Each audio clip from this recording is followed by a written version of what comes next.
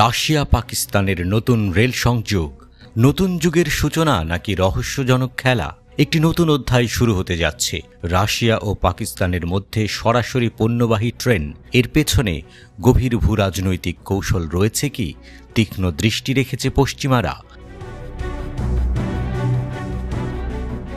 Russia এবং পাকিস্তান নতুন rail সংযোগের মাধ্যমে আফগানিস্তানকে বাইপাস করে INSTC রুট ব্যবহার করে পণ্য পরিবহন হবে। 2025 সালের মার্চে প্রথম পরীক্ষামূলক ট্রেন চলাচল শুরু হবে। INSTC বা international north south transport corridor একটি বিশাল মাল্টিমোড ট্রানজিট সিস্টেম, যার মাধ্যমে ভারত, ইরান, আজারবাইজান, রাশিয়া, মধ্য এশিয়া এবং ইউরোপের মধ্যে পণ্য পরিবহন সহজতর হচ্ছে। 7200 কিলোমিটার দীর্ঘ এই পথটির মাধ্যমে রাশিয়া থেকে পাকিস্তান পৌঁছানোর সময় এবং খরচ উল্লেখযোগ্যভাবে কমবে। এই রেলপথের মাধ্যমে রাশিয়া এবং পাকিস্তান দুই দেশের মধ্যে বাণিজ্য বৃদ্ধি পাবে। বিশেষজ্ঞরা বলছেন, এই রুটটি সুয়েজ খালের নিরাপদ বিকল্প হিসেবে গড়ে উঠতে পারে। পৃথিবী জুড়ে বাণিজ্য প্রবাহের চিত্র পরিবর্তন হতে পারে, এমনকি ভূরাজনৈতিক পরিবর্তনও হতে পারে।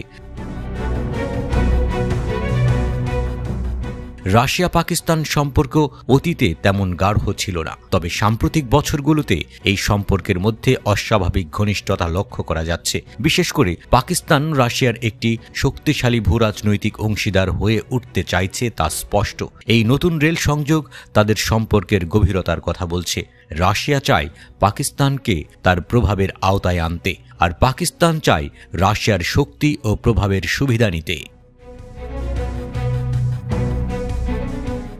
বিশ্বের বিভিন্ন শক্তিশালী দেশ যেমন যুক্তরাষ্ট্র এবং ইউরোপীয় দেশগুলো এই সম্পর্ক নিয়ে কি ভাবছে? তারা কি মনে করছে পাকিস্তান রাশিয়ার এই যোগাযোগ তাদের নিরাপত্তা বা বাণিজ্য স্বার্থের জন্য হুমকি হতে পারে?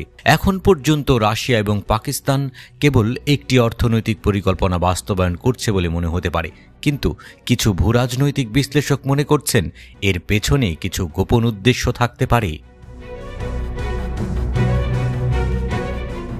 আরেকটি বিষয় হল এই রেল যোগাযোগের মাধ্যমে আফগানিস্তানকে বাইপাস করা।